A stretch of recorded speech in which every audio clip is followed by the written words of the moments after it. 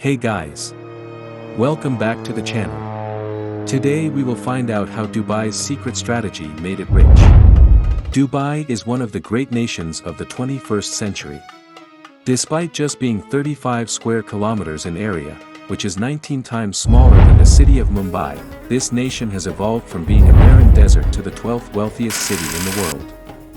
While most people would think that Dubai got rich only because of oil, today, oil makes barely 1% of its entire GDP. In fact, Dubai has lesser oil reserves than India and even Vietnam. Yet while today, many oil-rich nations are struggling to grow, this city has become such an important financial business hub that out of the 500 most prominent companies in the world, an astonishing 140 companies have their headquarters in this tiny city of Dubai. In global politics, it is more or less the epicenter of world trade itself. The question is, in just 40 years, how did this little city of Dubai go from the barren desert to becoming one of the wealthiest in the world? How did they manage to achieve this without banking on their oil reserves? To understand this, you first must understand the Middle East's basic structure because most people don't know the difference between UAE, Dubai, and Abu Dhabi. So, this is the Middle East region wherein you have the United Arab Emirates or UAE. What is UAE? UAE is nothing but a federation of 7 emirates which are Abu Dhabi, Dubai, Sharjah, Ayman, Yumul Taiwan, Kuchera, and Ras Al Khaimah. These emirates are almost like states that work autonomously within the federation. If this is very clear to you, let's move to 1960 Dubai. In 1960, the UAE had not been formed, and Dubai was just another fishing town that existed at the creek along the Middle Eastern trade routes. So let alone buildings, it was just another desert with nothing else but people riding on camels. This was when something crazy happened in 1960. The Middle East and regions discovered tons of oil beneath them and suddenly, they realized that they were practically sitting on a gold mine. And as the oil prices started shooting up, billions of dollars began floating into the city. Now, most people would ask what it means if you give something as crucial as oil reserves to any country or any leader, that country will become rich and powerful. Well, not really. Because if you look at the oil reserves worldwide, you will see that UAE is only the 7th largest oil reserve in the world, and if you notice something peculiar in this table, the largest oil reserve is actually in Venezuela. But Venezuela has the highest inflation in the world. The economy is going into a spiral of dysfunctionality. Venezuela cannot eat. You see people eating from garbage. The cycle of violence and street protest has become a part of it. So, oil reserves do not mean you will prosper and be assertive. And you know what the best part is, when discovered oil, the ruler of Dubai was Sheikh Rashid bin Zayed Maktoum. He said a very important statement that echoes through the tunnels of time. Even today, he said, I have good news and bad news, we have found oil but not much. Now you see, for a ruler who has lived in a remote, barren desert all his life, this statement was nothing short of extraordinary.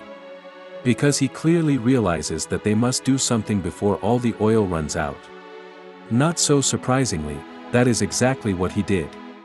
While on one side, they started making a lot of money selling oil, on the other side, he started identifying the important strength of Dubai that could be loved to build a diversified economy. The first thing that he first spotted was the strategic location of Dubai and, more importantly, this place, 35 kilometers southwest of Dubai, was a very important location for world trade. Why? Because it was in close proximity to Iran and the entrance to the Persian Gulf. So, obviously very important for the Middle East trade. Secondly, it was a very strategic connecting point to the Arabian Gulf, the Indian subcontinent, the Commonwealth nations like Kazakhstan, Kyrgyzstan, Russia, Ukraine, and Uzbekistan, and then immediately down south, it was close to Africa. So, practically Dubai was so strategically located that it could give unparalleled access to some of the most critical regions in the world, both through sea and air, and it provided access to a market of 1 billion people during that time. This is the reason why Sheikh took up a super bold project with something called the Jebel Ali port that started operating in the late 1970s. He took up hefty loans to first take deep into the shallow waters and carried out dredging, as in what sand is taken out from the Dubai Creek to create a deep water port. This port was then used both for shipping Dubai oil and, more importantly, to build cutting-edge shipping facilities so that Dubai Code offers world-class shipping service to the most valuable ships in the world. Today the Jebel Ali port provides many necessary logistical services in many areas of general maritime freeze. Along with that, the port also provides cooling services with advanced storage and cooling facilities, which cover an area of 10,000 square kilometers. These facilities help store all the shipments containing perishable products and products that need special storage conditions. These products include pharmaceutical products, chocolates, and cosmetics. And today, the Jebel Ali port is the 9th busiest port in the world and handles roughly 10% of the entire world's container traffic, with over 14 million containers dealt with every single year. As a result, while oil contributes to 1% of Dubai's GDP, as of 2018, the maritime industry alone contributed 7% of Dubai's GDP. Along with the maritime industry, the Sheikh went ahead to build a second important asset for Dubai's economy, which was a free zone. Dubai Free Zone, in simple words, was a specially allocated area wherein companies from all across the world could set up their business with special privileges. These special privileges included for mind-blowing incentives that were not being offered anywhere in the world, which were: Number 1. 100% for foreign ownership, as in you don't have to collaborate with a local company to set up your business. Number 2. 100% repatriation of capital and profits, as in you can send 100% of your earnings to your home country. Number 3. 100% import and export tax exemption. Number 4. 100% exemption from local and corporate taxes both. They said just set up your business here and keep all your profits with yourself. Now, the question over here is, how does Dubai make money in spite of giving so many privileges?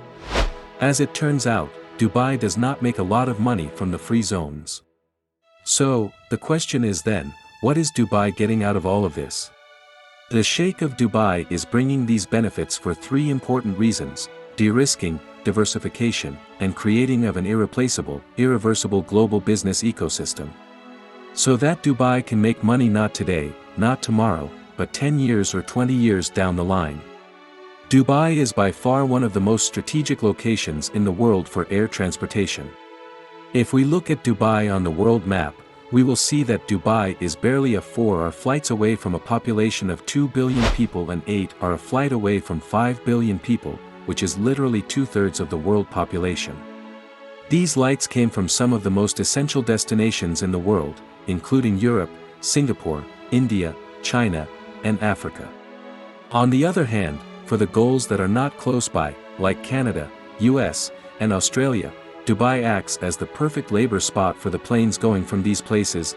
But the big hurdle for Dubai was its image of Dubai. They built a ski slope with 6,000 tons of snow inside a freaking desert. As a result, the total international overnight visitor spends in Dubai in 2018 was $30.8 billion, which is way ahead of Bangkok, Singapore, and even London. As a result, the tourism industry of Dubai, as of 2019, contributed 11.5% to the GDP of Dubai. This is how to diversify its economy from oil into tourism, business ecosystem, and maritime trade. Today, it is using its business ecosystem and maritime trade to create an irreplaceable scenario for the world's most prominent and powerful companies trading countries. This brings us to the essential part. The lessons we need to learn from the incredible rise. No matter how many resources you have at your disposal, unless you use it properly, it will never ever create wealth for you. In the case of oil, as we saw on one side, we have Venezuela, which collapsed despite having the largest oil reserves in the world. At the same time, Dubai used it very judiciously to achieve sustainable growth instead of recklessly depleting.